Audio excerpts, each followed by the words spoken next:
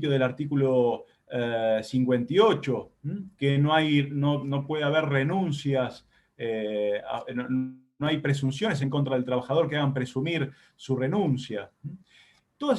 Conociendo todas estas herramientas, el principio protectorio derivado del artículo 14 bis, conociendo todas estas herramientas y estos principios que establece la ley de contrato de trabajo, podemos de alguna manera manejar todo el intercambio telegráfico sin perjuicio, vuelvo a reiterar, de que cada indemnización va a tener reglas propias. Hablamos del artículo 10, hablamos del artículo 63, buena fe, continuidad del contrato de trabajo. Hablamos del artículo 57, que el empleador tiene obligación de responder las notificaciones y las intimaciones remitidas por el empleador. Fíjense ustedes qué interesante, qué importante, una presunción, por supuesto, iuris tantum. Es decir, cuando se lo emplaza al empleador para que responda respecto de algún incumplimiento, alguna cuestión relativa al contrato de trabajo, el empleador tiene la obligación de responder. Si no responde, esa falta de respuesta se entenderá como asertiva respecto de los dichos del trabajador. No solo eso, esta norma se conecta intrínsecamente también con la ley 24.487. La ley 24.487 en su artículo primero, esta ley lo que hace es regular el servicio de la ley 23.789, telegrama laboral gratuito, establece una obligación, ¿sí?, a favor es decir, una obligación que tiene que cumplir el empleador, ¿sí?, que es recibir la comunicación del trabajador. Fíjense, en esta ley 24.487 habla de una comunicación remitida por el trabajador, una comunicación remitida por el apoderado del trabajador. Fíjense ustedes qué importante, incluso el trabajador podría remitir una notificación a través de su apoderado o a través del representante sindical. Entonces, fíjense, tenemos, por un lado, la obligación, en virtud de la ley 24.487, la obligación de recibir esta notificación de parte del empleador. Y a su vez, una vez que recibe la notificación el empleador, tenemos la obligación de responder. Esta respuesta, por supuesto, tiene que estar dada en un plazo razonable, que el artículo 57 nos habla de 2 días, un plazo no menor a 48 horas. Por supuesto que podemos otorgar un plazo mayor, pero el plazo mínimo que debemos otorgar es un plazo de 48 horas.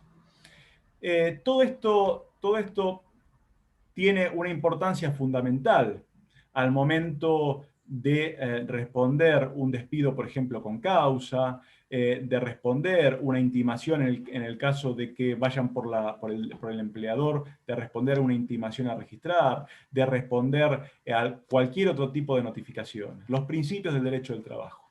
Porque pensemos, por ejemplo, el artículo 57, cuando hablamos de esta ausencia de respuesta que puede generar a favor del trabajador o en contra del empleador esta presunción, tenemos que decir que en principio tiene una proyección procesal, es decir, no cualquier silencio es entendido como una presunción en contra, sino el silencio del empleador. ¿Por qué digo esto? Porque eventualmente en una cuestión o en un reclamo en el cual nosotros planteáramos una relación laboral y no hay respuesta, ahí tendríamos eventualmente que probar en un juicio, acreditar el carácter de empleador del silente, el carácter de empleador del que guardó silencio, del que tenía obligación de responder. Todas estas normas nos van a ayudar, por ejemplo, en casos concretos. Pensemos qué pasa o qué sucede en un supuesto en el que el trabajador remite la renuncia y a la mañana remite la renuncia y a la tarde va al correo y manda una intimación a registrar. Es decir, se arrepiente, dice, no, realmente me arrepiento de haber mandado la renuncia, manda la intimación a registrar o incluso manifiesta su intención de continuar el contrato de trabajo. Dos cartas, documentos, 2 telegramas laborales que van a llegar de manera cercana en el tiempo, incluso posiblemente lleguen el mismo día. Acá ya tenemos instrumentos, por ejemplo, como bien les decía, el artículo 10, en caso de duda siempre se debe estar a favor de la continuidad del contrato de trabajo. reglas que también nos van a servir al momento de responder a otro tipo de intimaciones y de cartas documentos que nos pueden llegar. Es importante tener en cuenta que nuestro sistema jurídico tiene un sistema de causal abierta respecto de los despidos con justa causa. Es decir, cuando tenemos un despido con justa causa, para apreciar si el despido realmente, si la causa realmente importa una injuria suficiente que no permite la prosecución del vínculo, tenemos que observar esta causa de manera cuantitativa y cualitativamente respecto del contrato de trabajo que se trate particularmente. Así también tenemos que ver la relación de causalidad. Realmente tiene que haber una relación de causalidad entre el hecho que el empleador imputa al trabajador y la carta documento. Una contemporaneidad, es decir, el hecho tiene que ser contemporáneo a la comunicación de la que estamos hablando, la comunicación de despido. Es decir, la ley no tipifica qué incumplimientos puede generar la extinción del contrato de trabajo. También podemos ver, por ejemplo, jurisprudencia respecto de esto sobre empleadores que generan una especie de contrato o reglamento previo al ingreso del trabajador, se lo hacen firmar, donde dice, bueno, tal incumplimiento será pasible de despido. Todos esos reglamentos no son válidos, siempre y cuando, por supuesto, después de cometerse el incumplimiento del trabajador, cometer un incumplimiento grave, puede apreciarse que este incumplimiento tiene las características de contemporaneidad, de gravedad suficiente, y que realmente es la verdadera causa. ¿Por qué digo que realmente es la verdadera causa? Pensemos, por ejemplo, un supuesto en el cual el empleador remite una carta de despido en el mes de, por ejemplo, ahora, en el mes de abril, por un incumplimiento que sucedió en el mes de febrero, un incumplimiento que realmente podría haber sido grave o que puede ser grave para extinguir el contrato de trabajo. Si luego de producido este incumplimiento, el trabajador continuó trabajando, ¿sí?, y realmente el despido se produce con mucha posterioridad o de alguna manera es extemporáneo, podemos decir que ese despido no tiene como causa el incumplimiento anterior. Entonces tenemos que tener mucho cuidado cuando extinguimos un contrato de trabajo de ver estas circunstancias, salvo por supuesto la circunstancia en la cual el empleador pudiere eventualmente tener alguna duda de este incumplimiento. Entonces, por ejemplo, se tenga que investigar el hecho, o incluso dar una réplica al trabajador, ¿sí?, un descargo al trabajador, para así el empleador decidir esta máxima sanción como es el despido con justa causa. Pensemos, como dije anteriormente, que el despido con causa en este sistema de causal abierto, el empleador tendrá que merituar, ¿sí?, merituar el contrato de trabajo. No es lo mismo un incumplimiento en un contrato de trabajo de 4 meses que un incumplimiento en un contrato de trabajo de 20 años. Tengamos en cuenta asimismo que este sistema de causal abierta tiene una excepción. ¿Cuál es la excepción del sistema de causal abierta? Es el que establece el artículo 244, como todos conocemos, que es el abandono de trabajo. Es un supuesto de despido con causa en el cual, por supuesto, ya la ley prevé a esta forma de extinción de trabajo, este hecho, que es el abandono de trabajo, como una causal para poder extinguir el contrato de trabajo, con una condición previa, que es la intimación previa. Es decir, para que haya abandono de trabajo, previamente debe haber un incumplimiento anterior. ¿Cuál es el incumplimiento anterior? El incumplimiento anterior es la ausencia injustificada, es decir, que el trabajador no esté presente en el trabajo, es decir, de manera justificada. Esto habilita al empleador a remitir la notificación de la que habla el artículo 244. Nos habla el artículo de que debe intimar al trabajador por un plazo razonable, de acuerdo a las circunstancias particulares de cada caso, que la jurisprudencia mayoritariamente ha entendido que debemos remitirnos al artículo 57, de lo que hablaba anteriormente, de estos 2 días, un plazo no menor a 2 días. Y si el trabajador no concurre a trabajar o no responde a esta intimación, se encontrará incurso en abandono de trabajo, es decir, un despido con justa causa. Este abandono de trabajo requiere 2 circunstancias que deben darse de manera conjunta. Por un lado, la falta del trabajador, lo que hablamos del corpus, y por otro, injustificada, por supuesto, y otra cosa es el animus, el ánimo de abandono. Es decir, debe haber una intención del trabajador de no continuar con ese contrato de trabajo. ¿Cómo se evidencia esta intención? Por un lado, se evidencia la intención de no continuar con el contrato de trabajo al no responder la carta, al no presentarse al puesto de trabajo.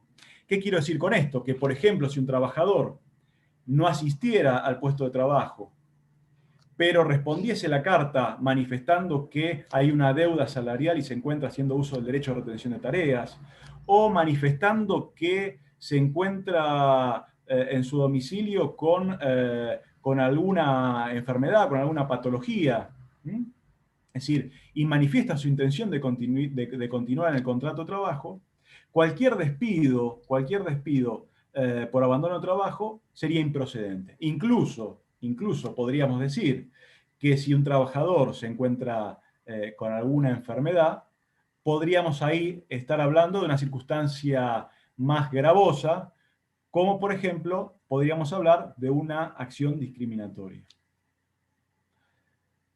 Muy bien. Entonces, hablamos de este despido con justa causa. Cuando nos llega el despido con justa causa, lo que debemos hacer es impugnar este despido, entender que este despido está en curso dentro del artículo 245, sin perjuicio, por supuesto, que hoy tenemos la posibilidad, después de la prórroga consecutiva del DNU 329, de la prohibición de despidos, tenemos la opción, es decir, el trabajador tiene la opción a decir, bueno, yo considero que este despido es un despido incausado y con lo cual podré reclamar la duplicación, la indemnización más la duplicación indemnizatoria, o eventualmente estamos hablando de un ardid del empleador para evadir la reinstalación en el puesto, para evitar, es decir, generar una causa para evitar no hacer lo que la normativa de emergencia prohíbe, que es despedir al trabajador sin justa causa. Muy bien. Dijimos entonces, tenemos intercambio telegráfico, principios del derecho del trabajo, la ley 24.487, el principio de la recepción, es decir, la notificación se perfecciona cuando el trabajador recibe la comunicación, el principio de cada cual es responsable del medio empleado, sin perjuicio este principio o esta regla cede cuando hay una conducta dolosa o negligente de la parte que debe ser el receptor de la notificación en recibir esa notificación. Por ejemplo, en el caso de que el empleador remita notificación al trabajador y el trabajador rechace la carta documento, ese rechazo es claramente una notificación, pero una notificación más gravosa incluso, porque el trabajador está notificado de una circunstancia que no tiene constancia qué dice la carta documento. Entonces, tener cuidado con estas circunstancias, no rechazar una carta documento.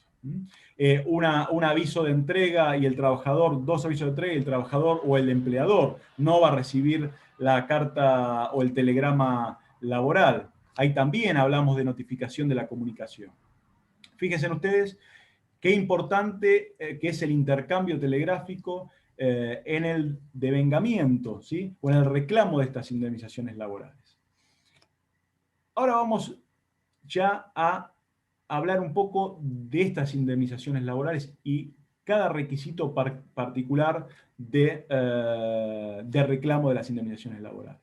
Indemnizaciones laborales que, como todos sabemos, tenemos un gran abanico de indemnizaciones laborales, indemnizaciones derivadas del despido, derivadas de este incumplimiento del empleador de conservar el contrato de trabajo, de mantener la continuidad indeterminada del que nos habla el artículo 90, de frustrar esta intención y continuidad del contrato de trabajo, que son el artículo 245, preaviso, integración, en principio, integración, y por supuesto los rubros obligatorios. Artículo 245, que de alguna manera es una norma transaccional, es una norma, es una reparación que lo que hace es reparar, valga la redundancia, todos los daños y perjuicios que generan la extinción incausada del contrato de trabajo.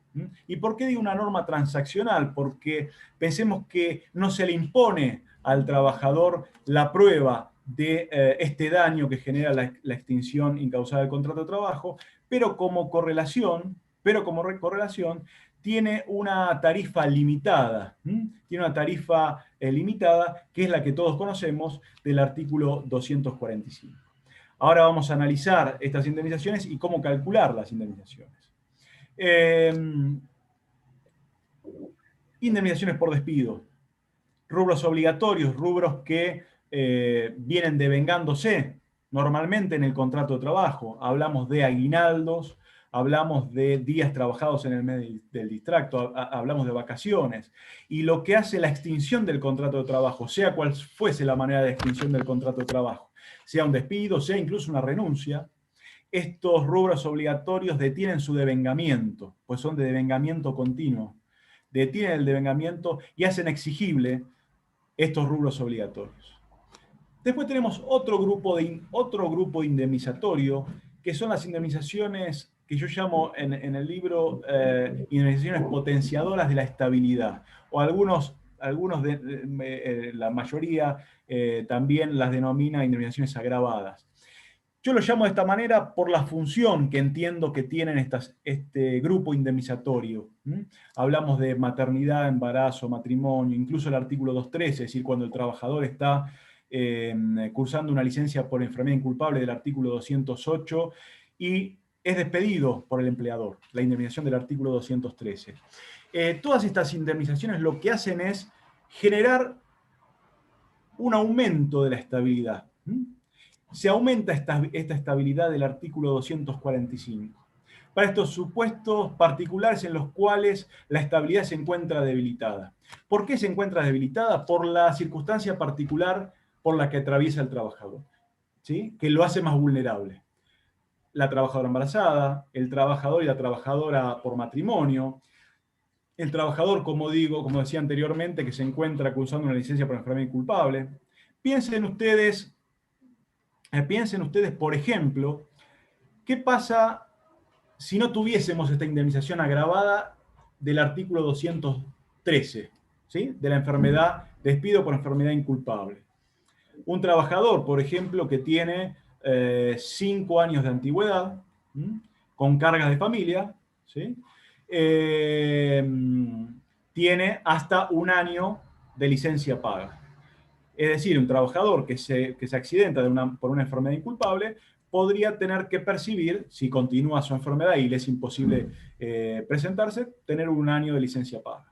Entonces, el empleador, sacando, por supuesto, la doble indemnización y hoy la prohibición de despidos, de no existir el 213, tendríamos una estabilidad debilitada. ¿Por qué? Porque tendríamos al empleador que pensaría, yo tengo que mantener al trabajador, continuar pagándole al trabajador hasta incluso 1 año de remuneración, y el costo de un eventual despido, si no estuviese el artículo 213, es decir, la estabilidad del trabajador en ese marco, sería eventualmente los 5 salarios, más 2 de preaviso, más por ahí 1 de integración.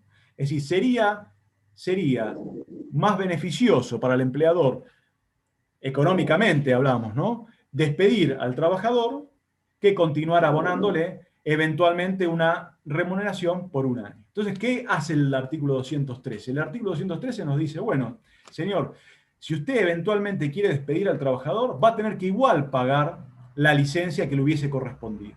Entonces, fíjense ustedes cómo estas indemnizaciones funcionan de alguna manera como para nivelar el desequilibrio que genera esta circunstancia particular al trabajador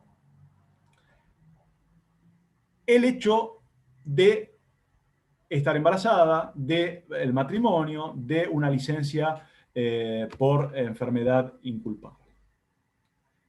Entonces, vamos recapitulando. Indemnizaciones por despido, indemnizaciones agravadas.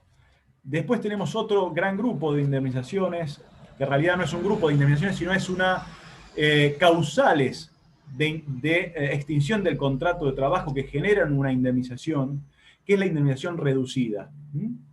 Causales que hoy algunas están prohibidas, como por ejemplo la falta o disminución de trabajo, que están prohibidas, que generan una indemnización la mitad del 245, que hablamos es el 247.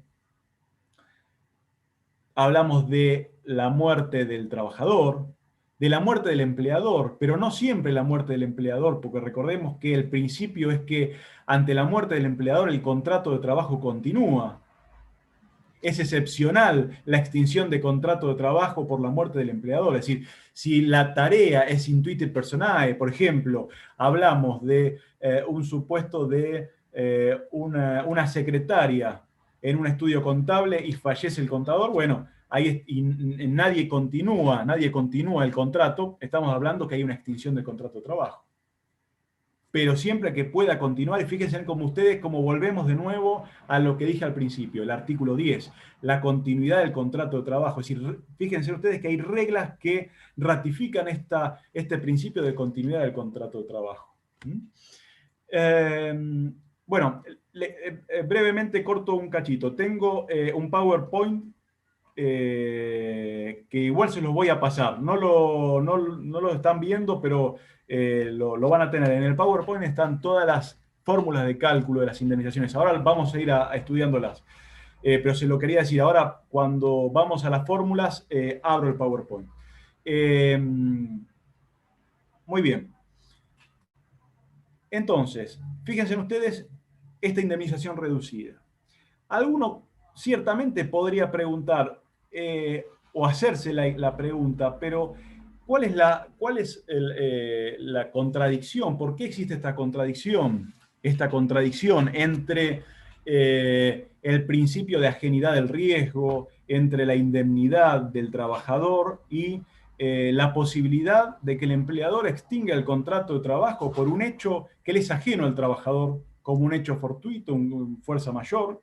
Es decir, ahí no colisionan estas normas o no colisionan estos principios con la posibilidad que tiene el empleador respecto del 247. Bueno, esta respuesta la da claramente, me gusta la respuesta que otorga la doctora Ferreiros en su libro, El despido y su reparación. Discúlpeme si me equivoco el título, creo que es El despido y su reparación. Sí, el despido y su reparación. En donde manifiesta específicamente que sobre el principio de ajenidad del riesgo está el principio de justicia social. Es decir, debemos mantener la empresa en pie para otros contratos de trabajo. Ahí nos habla la doctora Ferreiros, nos ejemplifica esta circunstancia como un árbol, que se enferma y hay que cortar algunas ramas, algunos contratos de trabajo para que el árbol sobreviva, ¿sí? Para que la empresa sobreviva, ¿sí? Y la función social de la empresa, para la generación de contratos de trabajo. De ahí la prelación en la elección de los contratos de trabajo que vamos a extinguir respecto de un eventual caso fortuito o falta de disminución de tarea, fuerza mayor. Muy bien. Después tenemos otro gran grupo de indemnizaciones, la falta de registración, incorrecta registración del contrato de trabajo, leyes 24013, 25323. Ahí tendríamos muchísimo para hablar.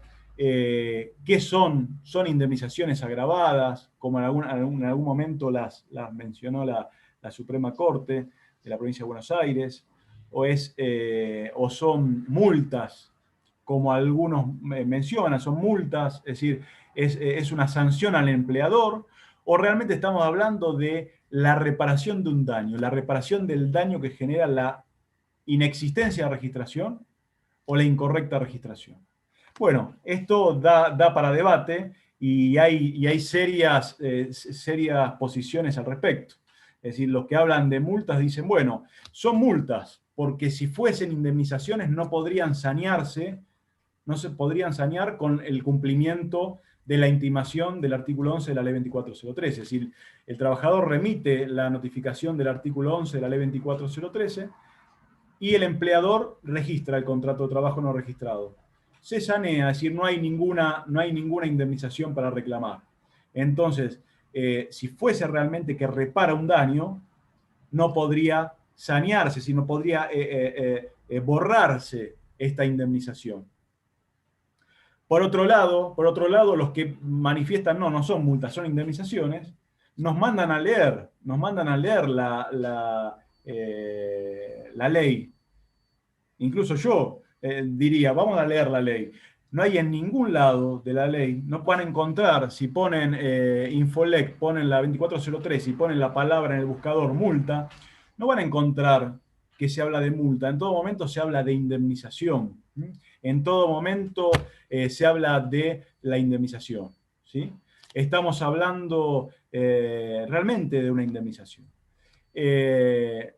También bajo este título de multa, se pretendió, es decir, al ser una multa, no una indemnización, se pretendió en algún momento modificar la 24013 y cambiar el destino de la multa. Sacar la multa a favor del trabajador y pasarla al ANSES. ¿Recuerdan el proyecto de reforma laboral al respecto? Que bueno, gracias a Dios no tuvo... no se sancionó, no salió, pero reitero, estamos hablando entiendo yo, claramente de indemnizaciones. Y ante la ausencia eventual de esta, o quieren llamarle multas o indemnizaciones, tenemos que ver cuál es la sanción que cabe, ¿sí? O la reparación que cabe al trabajador por la falta de registración. Un trabajador que no tiene obra social, que no tiene la posibilidad de hacer valer este trabajo para la obtención de un nuevo empleo, ¿sí? Un trabajador que no se beneficia de la acción sindical, que no se beneficia de las paritarias, ¿sí? Realmente estamos hablando de un trabajador excluido, un trabajador que el empleador decide, manus militaris, es decir, arbitrariamente, decide no registrar. Sacarle esa categoría de trabajador, ocultar el contrato de trabajo. Muy bien. Otro grupo de indemnizaciones, también tenemos los estatutos profesionales, la ley 22, los más comunes, la ley 2250, construcción, la ley 26844, trabajadores de casas particulares, que lo que hacen es establecen reparaciones y reglas para determinado grupo de trabajadores por sus circunstancias particulares que están fuera de la ley de contrato de trabajo. En lo particular, por supuesto. Y después, la cosa no termina acá. Es decir, fíjense que estamos hablando hasta el momento de todas indemnizaciones tarifadas.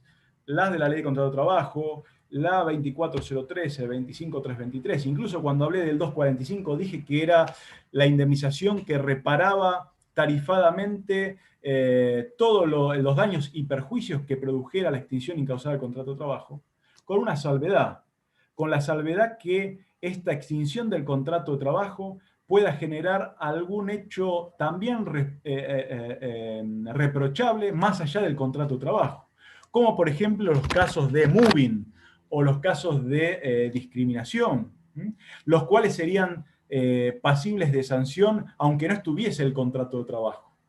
Entonces acá podemos encontrar que además podemos reclamar no solo en las cartas de documento y en una demanda laboral, no solo las indemnizaciones tarifadas, sino también el daño moral, las consecuencias no patrimoniales, por un caso, por ejemplo, de un despido discriminatorio, o eventualmente podríamos pedir la reinstalación en virtud de la ley 23592 y los fallos Pelicori, Álvarez, Maximiliano Consencosud, todos los fallos que conocemos de discriminación. Pero podríamos reclamar también el daño material ocasionado. Los casos de moving, o las circunstancias, por ejemplo, que hablamos de intercambio telegráfico, en donde se despide al trabajador invocando que el trabajador robó. El trabajador robó. ¿Sí? Es decir, esta es la carta de despido que llega al trabajador. Acá tenemos, por un lado, una causa que habrá que impugnar, y además tenemos, es decir, incurso en el artículo 245, y además podemos reclamar eventualmente el daño moral, las consecuencias no patrimoniales, por la acusación, ¿sí?, de un delito. Esperen que se me abrió acá una... Ahora sí. Bueno, fíjense, acá tenemos planteado todo el escenario indemnizatorio y de intercambio telegráfico. Pido por favor a Walter, porque como empezamos un poco más tarde, que eventualmente me diga hasta cuánto tenemos tiempo y avanzamos. Vamos ahora sí al... Sí, Walter. Sí, más o menos tenemos unos 20 minutos, más o menos, para después dar lugar a las preguntas. Perfecto. Entonces hagamos una cosa. No vamos a poner el PowerPoint, pero lo van a tener. En el PowerPoint tenemos jurisprudencia, tenemos todas las fórmulas de cálculo, todas las fórmulas de cálculo. Lo voy a dejar. Prefiero que sigamos hablando de esta manera, y pues si sigo el PowerPoint, nos va a quedar corto 20 minutos. No podemos achicar el margen, Sergio, podemos achicar el margen de las preguntas y tenés media hora, no sé si eso te sirve. Dale, me parece perfecto. Bueno, seguimos. Vamos entonces ahora sí a qué pasa con las indemnizaciones. Vamos a la primera indemnización, la que dije, el 245. La mejor remuneración mensual normal y habitual de vengada. Esta fórmula de cálculo, que en principio podríamos hacer una sola clase, y más de una sola clase, hablando sobre esta fórmula de cálculo. Fórmula de cálculo que tiene dos columnas vertebrales, que son, por un lado, la antigüedad del trabajador, y por el otro, el sueldo del trabajador. Cuando hablamos de antigüedad del trabajador, tenemos que hablar del artículo 18 de la Ley de Contrato de Trabajo, que lo que nos dice el artículo 18 es, en resumen, ¿no?, la antigüedad del trabajador es todo el tiempo de servicio prestado para un mismo empleador. Es una fórmula antifraude. ¿Por qué una fórmula antifraude? Porque lo que genera es que el empleador no pueda fraccionar el contrato de trabajo y vaciar de antigüedad la fórmula de cálculo. Por ejemplo, un trabajador entra en el año 2000, trabaja hasta el 2005, lo hacen renunciar, le dicen, bueno, volvés a ingresar, vuelve a ingresar a los 2 meses, lo despiden, le pagan una indemnización, vuelve a entrar de nuevo otra vez al contrato de trabajo, y así en el 2020 o en el 2021 se extingue el contrato de trabajo y tenemos varios contratos sucesivos. Entonces, lo que nos dice el artículo 18 es, cuando tengamos que calcular el 245, vamos a tener que calcular el 245 con los periodos de antigüedad, sumando todos los periodos contractuales de todos los contratos. Por supuesto, habrá que descontar los montos percibidos por el trabajador respecto de otras extinciones incausadas anteriores que hayan generado indemnizaciones. Esto lo dice específicamente el artículo 255. Respecto a la antigüedad, se podría plantear otra pregunta, otra consulta. Siempre estamos hablando de la misma fórmula de cálculo, de la 245. La pregunta que se podría plantear es, ¿qué pasa ¿qué pasa con, es decir, cuál es la antigüedad mínima para que el trabajador goce de esta indemnización por antigüedad y cuál es la antigüedad máxima? En principio, es decir, la primera respuesta que podemos dar es, bueno, la antigüedad mínima para el 245 sería el paso de los 3 meses del trabajador, que es el periodo de prueba, ¿sí? Pero no es una respuesta que yo considero que sea una respuesta absoluta. ¿Por qué digo esto? Porque recordemos que antes de la implementación de la legislación nacional del periodo de prueba,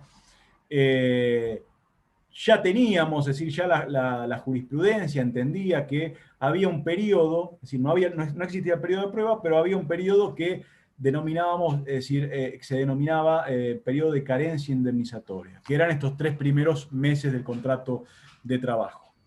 Y ahí tenemos una jurisprudencia, un fallo plenario, que es el fallo plenario...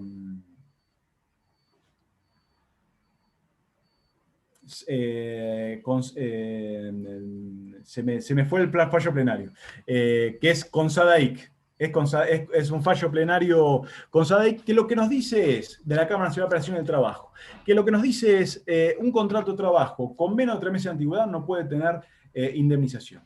Este fallo plenario es un fallo plenario de 1979.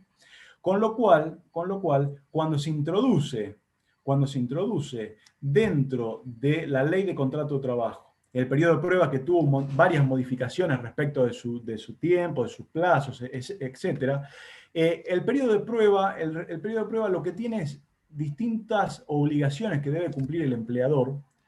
¿Para qué?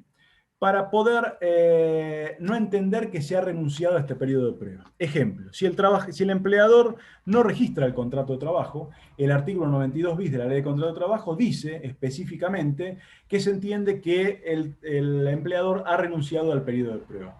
¿Qué entiendo yo por renuncia al periodo de prueba? ¿O qué entiendo que tendríamos que comprender que es la renuncia del periodo de prueba? Es que el empleador no pueda usar este beneficio que le da el periodo de prueba, que es despedir sin consecuencias indemnizatorias. Con lo cual, un trabajador, por ejemplo, que no está registrado, podría tener, dentro de estos 3 primeros meses, la indemnización por antigüedad. Zawadi Manfredo, gracias Walter. Zawadi con SADAIC. Lo dije tantas veces que ya me cansé de decirlo. Zawadi Manfredo con SADAIC. Es un fallo que realmente... de tus charlas, te digo. ¿Eh? Lo aprendí de vos, creo. Creo que lo aprendí de vos. Sí, lo repito siempre, pero se ve que ya estoy cansado de repetirlo, ya no lo voy a repetir más. A partir de hoy no lo repito. Este fallo plenario ya quedó en desuso, entiendo yo, una vez que se introdujo el periodo de prueba. Ahora, por supuesto que si nosotros tenemos un intercambio telegráfico, vamos a tratar eventualmente de reiterar la intimación para que pasen los 3 meses y no estar en esta disyuntiva de si periodo de prueba corresponde o no corresponde a la reparación del 245. Después tenemos la otra pregunta, ¿cuál es el plazo de antigüedad máxima para el 245? Fíjense ustedes que estamos analizando la primera palabra de la indemnización por antigüedad, que es la antigüedad. Todavía no nos metimos en la otra parte de la fórmula. Y la antigüedad máxima, en principio, el artículo 253, nos dice que si el trabajador jubilado, es decir, que el trabajador se jubila, se corta la antigüedad. Y a partir de que el trabajador reingresa a las órdenes del mismo empleador, ya no va a tener la antigüedad anterior que tenía del contrato de trabajo. ¿Sí? Entonces, ahí lo que nos marca, es decir, lo que de alguna manera nos está diciendo el artículo 253, es que este artículo 253 es una excepción al principio del artículo 18 que les venía contando al comienzo. Es decir, cuando el trabajador se jubile, a partir de la jubilación, ya si vuelve a trabajar para el mismo empleador, ya no va a tener la misma antigüedad, sino que la antigüedad se va a contar de cero. El artículo 253 tuvo una modificación. ¿Por qué? Porque ahí se generaba la duda en su momento qué pasaba con el trabajador que no se iba. Es decir, no que se jubilaba, se iba y volvía a reingresar, sino con el jubilado que se jubilaba y continuaba trabajando. Es decir, que no había una solución de continuidad del contrato de trabajo, sino que seguía trabajando. Y ahí La modificación se debió a un famoso fallo de la Cámara Nacional de Apelaciones del Trabajo, Couto de Capa. Este fallo plenario generó este criterio de que el trabajador que incluso continuara trabajando en el mismo puesto de trabajo y se jubilaba, la obtención de este beneficio jubilatorio extingue la antigüedad anterior y se empieza a contar de cero la antigüedad. Esto respecto de la antigüedad. Entonces tenemos que ver cuál es el fallo, se llama Couto de Capa. Couto de Capa. Couto de Capa. Tenemos que ver entonces cuántos periodos tiene el trabajador. ¿Sí?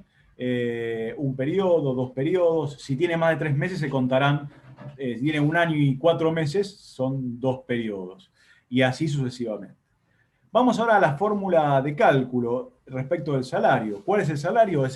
No es cualquier salario, sino que es la mejor remuneración mensual normal y habitual devengada.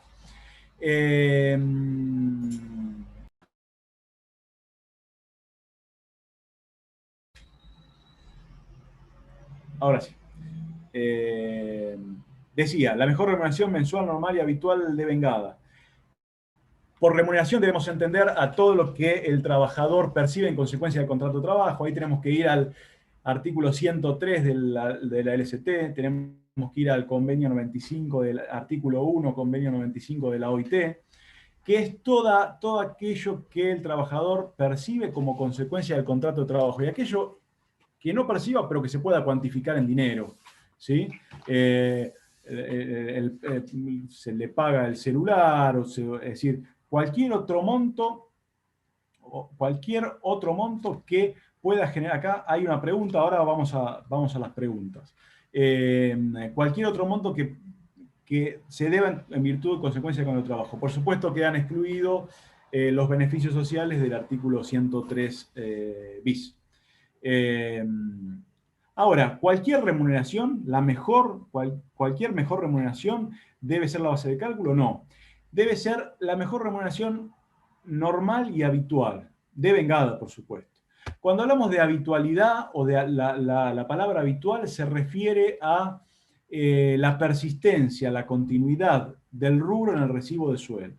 ¿Qué quiere decir esto? Que si un trabajador, por ejemplo, trabajó 1 año y en ese año de trabajo una sola vez hizo 1 hora extra, esa hora extra es una hora extra excepcional, no es un rubro que tenga reiteración en los recibos de sueldo. Por ejemplo, un trabajador que siempre hizo comisiones, por ejemplo, este es un rubro habitual en el recibo de sueldo. Entonces lo que tenemos que ver es qué rubro es habitual y qué rubro es anormal en el recibo de sueldo. Es decir, hablamos de la persistencia, de la continuidad de devengamiento. Después la norma también nos habla de la normalidad. Fíjense en ustedes que dice la mejor remuneración mensual normal y habitual. Tiene que ser habitual y tiene que ser normal.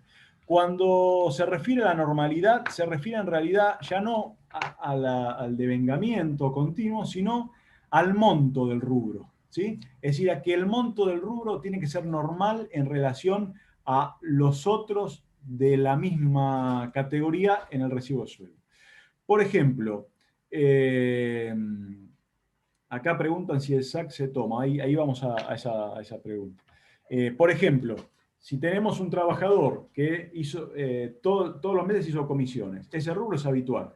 Después, si estas comisiones, un mes tuvo enero 10.000 pesos de comisiones, febrero 11.000, marzo 8.000, abril, no sé, 7.000, y mayo hizo 80.000 o 90.000 de comisiones, claramente, sin perjuicio de que los 90.000 es la mejor, es un rubro que es anormal dentro del el nivel que venía teniendo ese rubro. Con lo cual, tenemos que tomar la mejor remuneración normal, mensual y habitual devengada.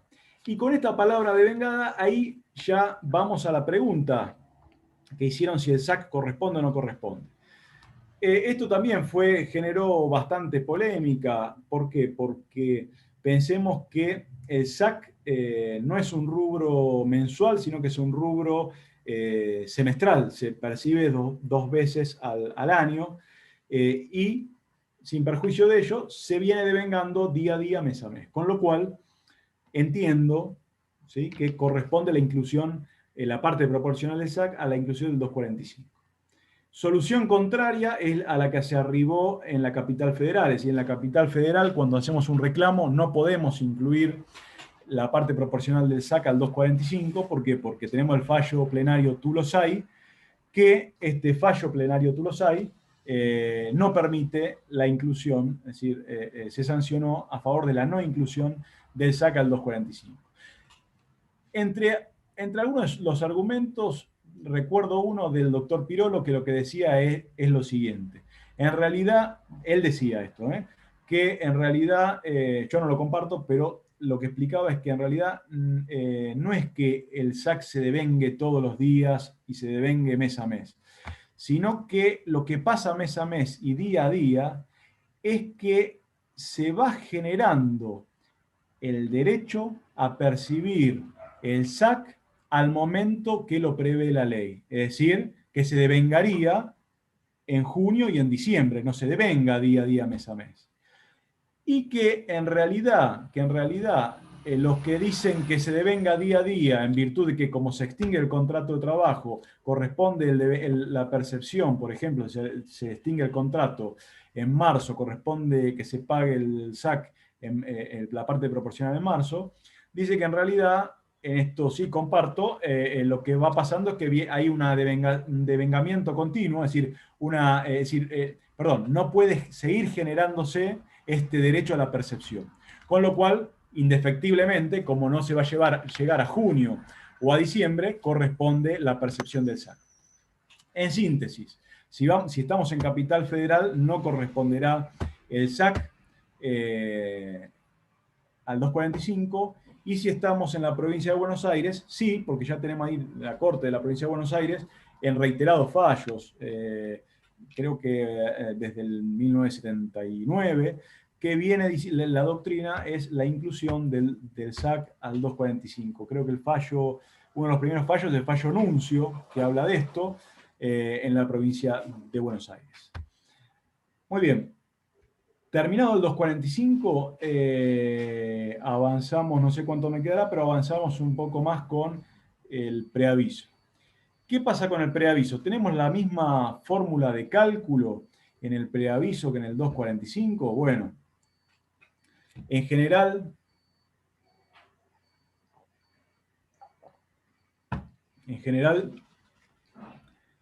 cuando hacemos las liquidaciones, la mayoría ponemos en la demanda la misma base de cálculo porque es la mejor remuneración mensual, normal y habitual. Pero lo cierto es que no es el preaviso no debe tomarse, ni el preaviso ni la integración deben tomarse con esta base salarial de cálculo, porque no lo prevé el artículo 233 ni el artículo 232. El preaviso se toma con el criterio de normalidad próxima. Es decir, nosotros tenemos que poner al trabajador en la misma situación salarial que hubiese tenido si hubiese trabajado ese mes o esos 2 meses de preaviso. Me explico. ¿Qué quiere decir esto? Si el trabajador, por ejemplo, el contrato se extinguió en marzo y tiene más de 5 años de antigüedad, el trabajador tiene derecho a percibir 2 meses de preaviso. ¿Cuál va a ser la base salarial de cálculo? La base salarial de cálculo va a ser el salario anterior, es decir, el anterior que percibió. Pero, si en este mes o en esos 2 meses, que si hubiese tenido el preaviso, se hubiera trabajado, por ejemplo, en el caso del ejemplo, abril y mayo, este trabajador, si hubiese trabajado, hubiese percibido, por ejemplo, un aumento salarial de convenio colectivo, por ejemplo, que puede haberse dado en abril. Entonces, este aumento salarial de convenio colectivo también va a tener que estar incluido dentro de la base salarial de cálculo. Es decir, vamos a tener que calcular cuál hubiese sido el salario que hubiera percibido el trabajador en este periodo de preaviso. Y ese va a ser el salario que vamos a tomar para multiplicar por 2, o ese salario si el trabajador tiene una antigüedad menor a 5 años. ¿Qué pasa con el preaviso? En general, como todos sabemos, es común que no se otorgue el preaviso.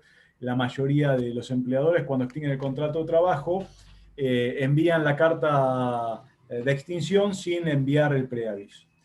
¿Cuál es el motivo o por qué es el motivo? ¿Por qué en general a veces los abogados aconsejan, que hacen de parte empleadora, aconsejan no enviar el preaviso?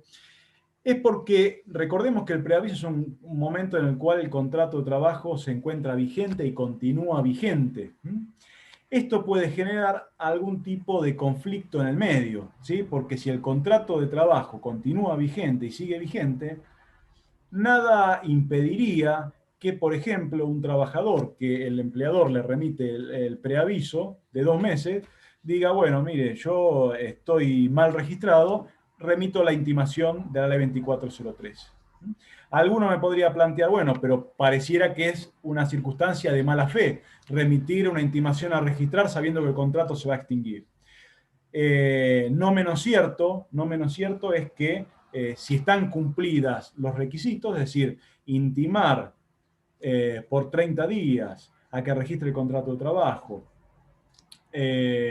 remisión de la carta a la FIP, y que el contrato realmente esté mal registrado y que el contrato de trabajo esté vigente, cosa que está vigente dentro del periodo de preaviso, entiendo que podrían eventualmente devengarse las indemnizaciones de los artículos 9 y 10. No digo del 8 porque ningún empleador que tenga un trabajador no registrado manda una carta con preaviso del despido. Otra suerte correría el artículo 15 de la ley 24013. Recordemos el artículo 15, que es el despido represalia, es decir, te despido porque vos me enviaste la carta a registrar. En este caso ya sí, que entiendo yo que no correspondería, porque si el trabajador ya sabe que se le envió el preaviso, ya sabe que el contrato se va a extinguir. Otra cuestión que podría pasar o que puede suceder y que a veces pasa con el preaviso es que, por ejemplo, el empleador notifica el preaviso y lamentablemente el trabajador se accidenta, tiene un accidente, una enfermedad inculpable.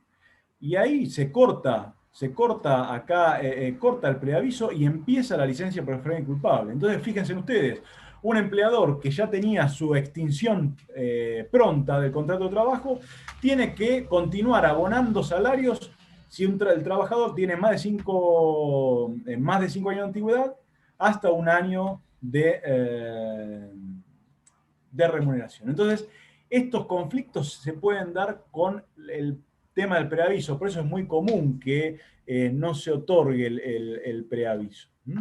Pero recordemos y reiteremos y ratifiquemos la importancia del preaviso para el trabajador. Es muy importante que se le preavise la extinción del contrato de trabajo. Recordemos que el trabajador no es un costo más, no es un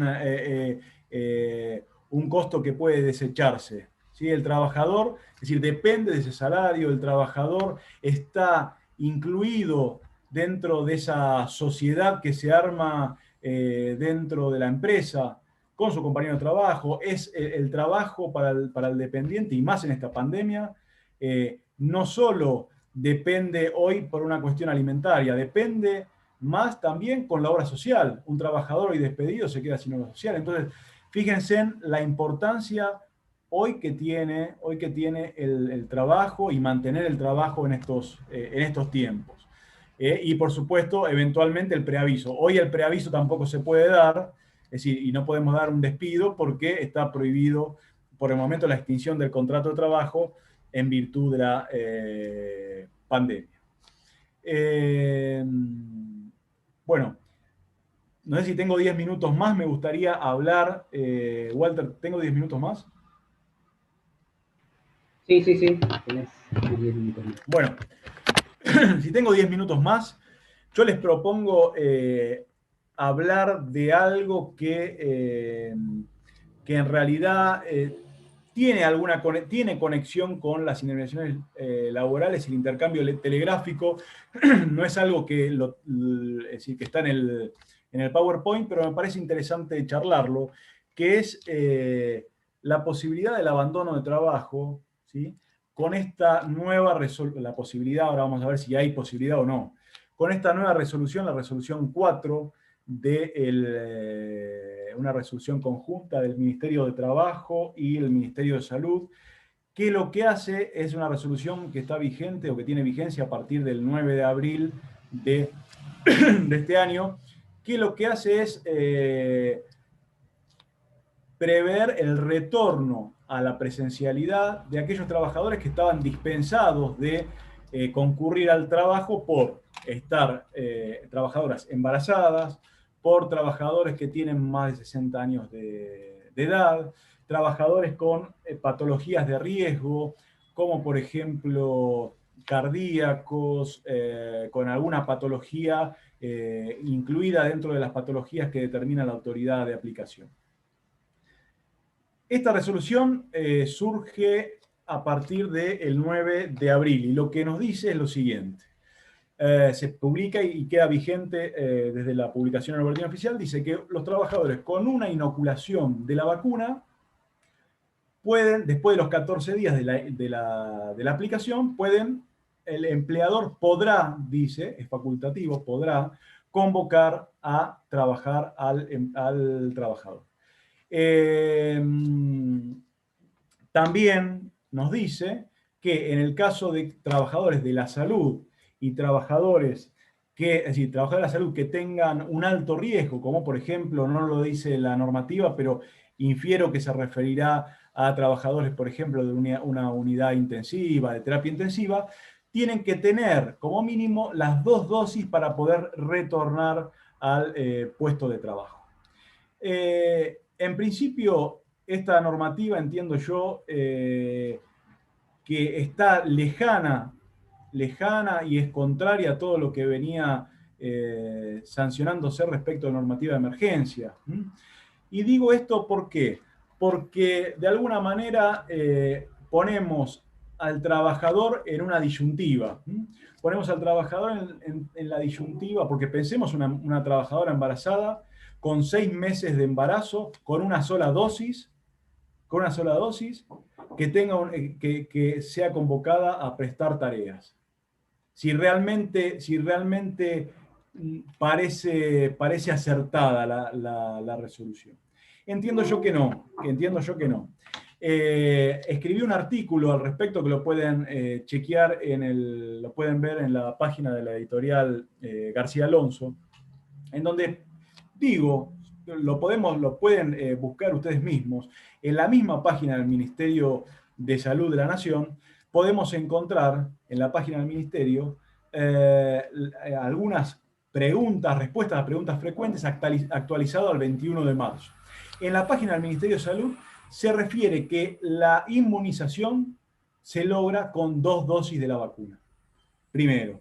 Y en segundo término, respecto a trabajadoras embarazadas, se recomienda, por supuesto, la inoculación de la vacuna, pero se dice que todavía no hay estudios ciertos que aseguren la eficacia. Es decir, mal no hace, pero no tenemos todavía estudios que aseguren la eficacia. Nadie puede desconocer ni negar los beneficios de las vacunas, al contrario, es decir, todos queremos vacunarnos y me parece que está correcto. Ahora, lo que no me parece correcto, y creo que va en contra incluso de lo que dice el mismo Ministerio de Salud al respecto, es que se convoque a trabajar, a laborar, a una trabajadora, por ejemplo, embarazada, con una dosis de la vacuna, o a un trabajador con alguna patología de riesgo, con una sola dosis de la vacuna. Ahora, se generó muchas dudas al respecto con posterioridad. ¿Por qué? Porque el decreto, el DNU 241, lo que nos dice es que se prorroga la resolución 207. Entonces acá algunos medios salieron a decir que esta resolución 4 algunos medios y algunos colegas y yo entiendo en principio que sería así, ¿sí? Que podría estar derogada la resolución 4. Pero ahora esto que les quiero comentar me parece muy interesante para tenerlo en cuenta. Reitero, el DNU posterior dice que continúa vigente la resolución, prorroga la resolución 207. Entonces, la primera interpretación que podríamos hacer, bueno, se deroga la resolución 4, que llama a trabajar a los trabajadores. Otro punto de vista, ¿y por qué digo otro punto de vista? Porque el DNU no habla expresamente de una derogación de la resolución 4. Otro punto de vista podría ser que no son normas que se contradicen, sino que son normas complementarias. ¿Por qué digo que pueden ser, que podrían decirse, o que algún empleador para convocar al trabajador podría decir que son normas complementarias y que este choque de normas va a traer conflicto? ¿Por qué digo esto? Porque ya advertí en el artículo que el mismo día que se publica la resolución 4, esta resolución que convoca a los trabajadores, entra en vigencia el DNU 235 que prorrogaba el DISPO. Y en ese DNU, es decir, anterior a este DNU 241 que estoy hablando, ya se hablaba de la prórroga de la resolución 207. Fíjense en que el mismo día salen dos normas, que por un lado una dice, prorróguese la dispensa de la presencialidad, y la otra dice, convóquese a los que estén vacunados, o que tengan una dosis de la vacuna. Muy bien. ¿Qué interpretación podría haber del otro lado? La interpretación podría ser, bueno, no se contradicen las normas, son complementarias. La resolución 207 tiene que seguir vigente. ¿Por qué? Porque si el trabajador no cuenta con la dosis, tiene que seguir en dispensa, por eso está todavía vigente la resolución 207, ¿sí? Y continuar con el devengamiento de remuneración. Y si el trabajador cuenta con esas dosis, ya no se aplicará la resolución 207 que está vigente y prorrogada, sino que se aplicará la resolución 4. Esa podría ser una interpretación. ¿Y por qué digo esto? Digo esto porque si ustedes leen el DNU 241, el último DNU 241, cuando dice que se prorrogue la resolución 207, dice que se prorrogue la resolución 207 y sus modificatorias. Esta resolución 4 sería una modificatoria de la resolución 207, porque va de a poco incluyendo a trabajadores, va sacando, perdón, a trabajadores de la dispensa para retomarlos a el trabajo. Con lo cual, dicho esto, los dejo con este interrogante. ¿Está vigente o no está vigente? Yo entiendo que en principio no debería estar vigente por el contenido de esta normativa, pero para despejar cualquier tipo de duda y para evitar conflictos, lo que tendría que haberse hecho es expresamente haberse derogado la resolución 4. Y solicito que se derogue la resolución 4, ¿sí? Hasta tanto la gente tenga, aunque sea, los trabajadores tengan, aunque sea las dos vacunas, esa por lo menos es mi opinión. Pero al estar redactado de esta forma la normativa, nos da la posibilidad que cualquier empleador pueda remitir la notificación. Nosotros, por supuesto, responderemos no, el 241 derogó la resolución 4, pero les estoy haciendo acá un argumento que nos deja, de alguna manera, la puerta abierta para la posibilidad de un intercambio telegráfico. Para la posibilidad de un intercambio telegráfico y para la posibilidad de conflicto. Y sabemos que cuando empieza un intercambio telegráfico, ¿qué pasa? El principio se avisa o se avisora al principio del fin. Se avisora al principio de la pronta extinción del contrato de trabajo. Con lo cual, esta norma va en contra de la prohibición de despidos, porque nos deja la puerta abierta para una eventual extinción del contrato de trabajo y después se discutirá en tribunales o se verá qué es lo que pasa. Pero yo lo veo peligroso y veo que, si bien entiendo que está derogada esta resolución 4, no está tan claro. ¿Sí? No está tan clara la cuestión. ¿Sí? Y al no estar tan clara, lamentablemente puede generar abusos. Bueno, antes de ir a las preguntas, les vamos a enviar el material, pero antes de ir a las preguntas les quiero decir dos cosas, sintéticamente. Por un lado, les quiero comentar que el día 6 de mayo voy a estar dando una charla para el Observatorio de Abogados. ¿Sí? El Observatorio de Abogados, pueden entrar a la página Observatorio de Abogados, que tiene sede en Mendoza y sede en Chile. El Colegio de Abogados de Morón también está patrocinando todas las actividades del observatorio, pero sin perjuicio de ello les comento que las actividades del observatorio tienen certificados internacionales, con lo cual, si ustedes las actividades que hagan, los certificados son certificados internacionales, y específicamente en esta charla del 6 de mayo voy a estar hablando de los despidos en pandemia y de la actualización de todas estas normativas, como por ejemplo esta resolución 4, y de cuestiones prácticas que nos van a venir, que nos están viendo al estudio y que nos van a venir al estudio, ya sea que vamos de parte del empleador o parte del trabajador, porque tengamos presente esto también. Si soy empleador, tengo que seguir pagándole un sueldo a un trabajador, es decir, con una enfermedad, ¿hasta cuándo voy a tener que seguir pagando el sueldo? Esta es la pregunta que por ahí hacen los empleadores. Y del otro lado, el trabajador que dice, yo tengo miedo de ir a trabajar, ¿sí? Tengo que elegir entre volver a trabajar con una dosis de la vacuna y arriesgar mi salud, o quedarme en mi casa y decir que no quiero ir y arriesgarme a perder el trabajo. Fíjense en ustedes qué dilema y qué complicación. Entonces, yo los invito, el 6 de mayo, mis redes, pueden entrar a mi Facebook, al Instagram, Sergio Adrián Arce, y ahí van a tener toda la información de esta próxima charla del observatorio, que va a ser como esta, pero va a ser de otro tema, que va a ser específicamente toda la normativa de pandemia y las cuestiones prácticas, ¿sí? Desde ya están invitados. Bueno, ahora sí, Walter, si querés podemos abrir el debate, o yo puedo escuchar también alguna opinión respecto Sergio, de... excelente, te felicito como siempre. Muchas gracias por estar acá en esta jornada, dedicarle tu tiempo a este instituto y al Colegio de Abogados de Morón. Mirá, yo tuve un inconveniente también, porque el día fue día de inconvenientes. En un momento tuve que salir de la charla, o sea, me sacó el internet, en realidad, y bueno, las preguntas que iban volcándose en el chat no las pude recoger. Me quedó una importante que vos lo tratás también en tu libro, y una de las colegas, me tomé nota, es algo que me quedó en la memoria, que preguntaba, ¿qué ocurre con el despido discriminatorio en el periodo de prueba? Bueno, ese es un gran tema.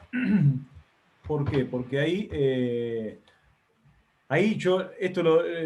tenés razón, que está en el libro, ahí tenés, yo lo que digo que el ejercicio que tenemos que hacer es poner una balanza.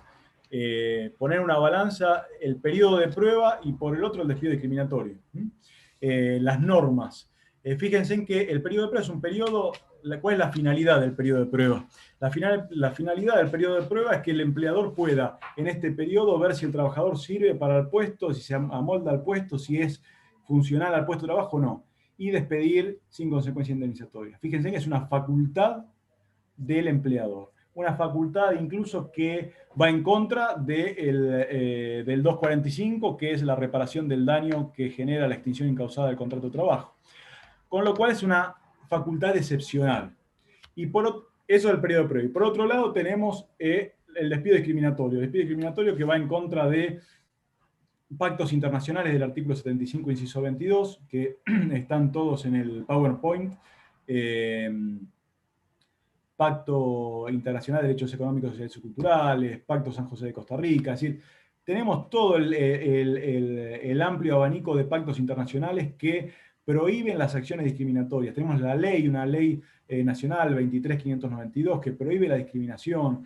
Tenemos incluso el artículo 19 de la LST, el artículo 81, perdón, 19 no, 17 y el artículo 81 de la Ley contra el Trabajo que prohíbe las acciones discriminatorias.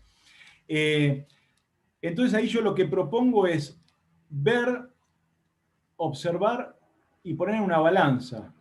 ¿Qué vale más? ¿Una facultad excepcional del empleador o, por otro lado, un incumplimiento o la comisión de un acto discriminatorio que tiene una sanción con normas con jerarquía constitucional?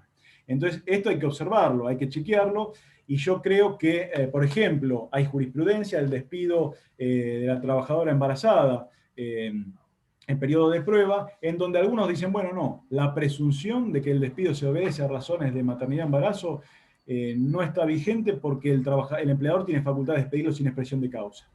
Y ahí yo entiendo que no, que ahí corresponde igual la presunción. ¿Por qué? Porque la protección a la maternidad, al embarazo, a la no discriminación, viene de normas de jerarquía superior a una facultad excepcional del empleador. Entonces, entiendo yo que incluso en periodo de prueba, el empleador, si despide y la trabajadora en un juicio puede acreditar los hechos que hagan inferir una acción discriminatoria, digo que hagan inferir, es decir, que se entienda que es una acción discriminatoria, ya será el empleado, es decir, habrá un corrimiento del onus probandi y el que va a tener que probar va a ser el empleador que no cometió una acción discriminatoria, sino que despidió porque el trabajador no funcionaba o no servía para el puesto.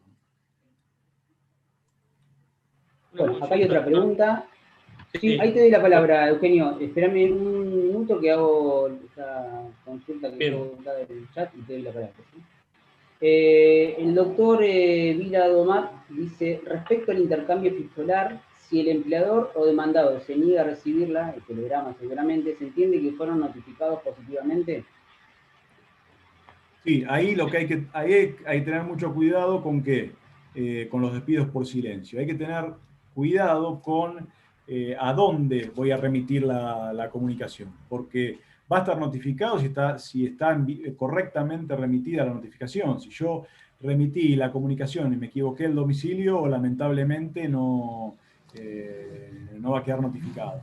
Y ahí lo importante es tener actualizados los domicilios.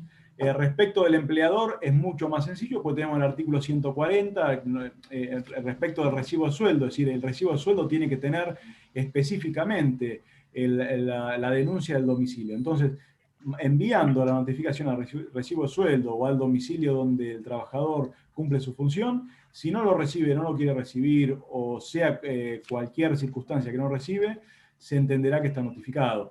Igual, atento a la buena fe, no viene mal siempre reiterar la intimación, porque recordemos que lo que yo decía de la continuidad del contrato de trabajo, respetar la continuidad del contrato de trabajo, es obligación no solo del empleador, sino del trabajador. Y el trabajador también tiene que hacer todo lo posible para que el contrato no se extinga. Genial. Siempre hay que tener en cuenta el tema de la recepción, el momento de la recepción. Claro. Estimado Eugenio, te doy la palabra para hacer la consulta. Sí. Hola, bueno, muy bueno lo suyo, doctor. Solo quería hacer una consulta respecto de la cuestión del preaviso que usted mencionó. Porque si bien la buena fe debe ser de parte del empleador, también debe ser de parte del empleado, por supuesto. Y en este caso, cuando usted dijo que algunos empleadores omitían el preaviso, es decir, preferían pagarlo, por esta cuestión de que casualmente una vez recibida la notificación del preaviso, ciertos trabajadores se accidentaban, y entraban en la RT y entraban en la cuestión esta de estar amparados bajo un régimen de cobertura médica. ¿Podría ser eso posible, doctor, que el empleador omita o prefiera pagar el preaviso antes de mandar el preaviso y verse en esa situación de posible, entre comillas, fraude? Igual si se entendió de esa manera, no lo quise decir de esa manera. Yo no quise hablar de fraude, yo quise decir, no, por eso sé, usted no dijo esa palabra, eso lo dije yo, pero interpreto okay. Eso, ojo, esto lo estoy diciendo yo en función de lo que entendí que usted dijo, que podría ser posible. Yo lo que quise decir es lo siguiente, que técnicamente el contrato está vigente. Con lo cual, y le digo que pasa esto, incluso está en la ley de contrato de trabajo. Es decir, una de las causas de suspensión de este preaviso es eso, es que, por ejemplo, un trabajador se accidente. seguramente, a ver, puede pasar que se accidente de buena fe, y yo cuando lo manifesté entendí que hablaba, es decir, hablaba de eso, de que puede pasar que tenga la mala suerte que justo le dan el preaviso y el trabajador, no sé, se va a jugar a la pelota, bueno, no sé si se puede o no, están abiertas las canchas o no, pero va a jugar a lo que sea, o se accidenta en la casa, se sube a un banquito y se accidenta. Y lamentablemente puede pasar, entonces, y ni que hablar de un accidente de trabajo. Y ni que hablar de todo lo que puede pasar en 2 meses cuando un contrato está cerca del fin. Entonces, a veces yo lo que les conté es lo que es la... A ver, no es lo que yo pienso, es lo que en realidad pasa en los hechos y lo que yo veo. Yo veo que muchos empleadores tienen miedo al mandar el preaviso por todas las circunstancias que pueden venir con esto. Incluso pensemos un trabajador que yo ya voy a despedir. ¿Por qué tiene que seguir viniendo a la empresa? Es decir, muchos empleadores plantean eso. ¿Por qué si yo lo voy a despedir tiene que seguir viniendo 2 meses más a la empresa? Es decir, entonces son circunstancias por las cuales, es decir, yo lo que planteo es lo siguiente. En general no hay muchos preavisos. En general todos los abogados sabemos que viene la carta de despido, es decir, prescindo de su servicio o con una causa lamentablemente inventada. Ahí ya hay fraude del otro lado, el empleador que inventa una causa para evitar pagar indemnizaciones. Y entonces, ¿por qué pasa esto? Yo analizo por qué pasa esto y pasa por esta circunstancia que digo, la posibilidad de que le reclamen dentro de estos 2 meses, incluso pensemos en esto, un preaviso, yo doy el preaviso y el trabajador muere. ¿Qué pasa ahí? La familia, los causantes, no van a tener derecho a percibir la indemnización completa. ¿Por qué? Porque la extinción del contrato se da antes de la finalización del plazo de preaviso, con lo cual ya, fíjense en ustedes que en este plazo de preaviso puede pasar cualquier cosa, incluso puede pasar que el trabajador le agarre, no sé, un ACV lamentablemente y quede, esto que no se lo puede agarrar fraudulentamente, esto se lo agarra porque se lo agarró, un ACV y quedar con una incapacidad absoluta. Entonces, queda con incapacidad absoluta, el preaviso, la extinción del contrato de trabajo es antes de la fecha que se presuponía que se iba a extinguir el contrato de trabajo. Ahora, nos podemos preguntar, ¿puede haber un caso en el cual el trabajador en fraude invente que... Y sí, yo creo que puede pasar de todo, lamentablemente, porque yo no pondría en las manos en el fuego por nadie, es decir, por nadie me refiero en estas circunstancias, es decir, puede pasar de todo, pero yo no lo he visto, yo en particular no he visto que se generen en estas circunstancias fraudes de trabajadores que inventen estas circunstancias. Que las hay, seguramente debe haber como todo, pero bueno, esta es mi opinión, ¿no? Muy bien, muchas gracias, doctor. No, por favor. Sergio, la última pregunta por una cuestión de tiempo. El doctor Leandro Sande consulta, en el marco del artículo 92 bis de la Ley de Control del Trabajo, hoy en día se encuentra el DNU de prohibición se encuentra vigente el DNU de prohibición de despedir. ¿En el periodo de prueba? No, hoy no, y les digo por qué. Es decir, al principio cuando salió el DNU 329 estaba la duda y yo ahí escribí algo al respecto y dije que para mí que si despedían un trabajador dentro del periodo de prueba debía reinstalarse porque estaba prohibido el despido. Incluso eso que yo escribí, ese artículo que yo escribí, fue usado para una sentencia, es decir, me citan una sentencia en Córdoba en donde reinstalan a un trabajador en periodo de prueba. Pero ya hoy ya no se puede. ¿Por qué digo que no se puede? No se puede porque a partir del DNU fueron muchos números, ahora no recuerdo el número específico, pero a partir del 30 de julio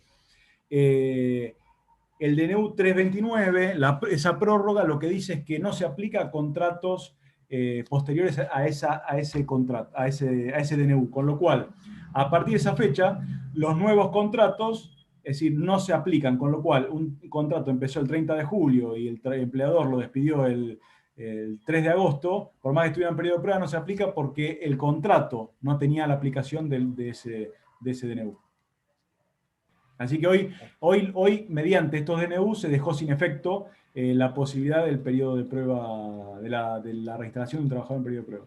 No, dejando a la salvedad que en caso discriminatorio ahí podría entrar en juego la reinstalación, pero ya no por el DNU, sino por la ley 23.592. Perfecto, perfecto. Sí, fue una discusión en los primeros momentos de la pandemia. Claro, claro. Un fallo de, no me acuerdo, ADECO, era un fallo de Santa Fe, que inclusive creo que vos Sí, lo citaste. me acuerdo que lo discutíamos y que con Walter pensábamos, teníamos la misma posición a favor de la reinstalación y ahí era una discusión, pero una discusión con otros colegas, pero con que ambos teníamos realmente posturas que tenían fundamentos serios, porque realmente el empleador tiene la facultad de despedir y por otro lado tenías la contracara que la prohibición de despidos, con lo cual ahí ¿viste? Teníamos una cuestión de que podía salir para cualquier lado. Inclusive el Tribunal 4 de Morón había sacado un fallo con respecto a la suspensión de prohibir hasta que cese el DNU o la normativa. Que esa había sido una idea, esa Walter había sido una idea tuya, que lo que decía Walter era que